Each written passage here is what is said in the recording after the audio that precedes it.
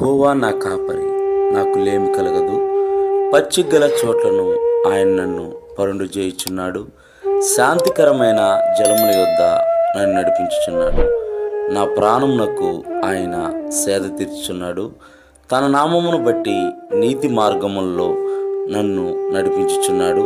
గాఢాంధకారపు లోయలో నేను సంచరించినను ఏ అపాయమునకు భయపడను. నీవు నాకు తోడయుందువు.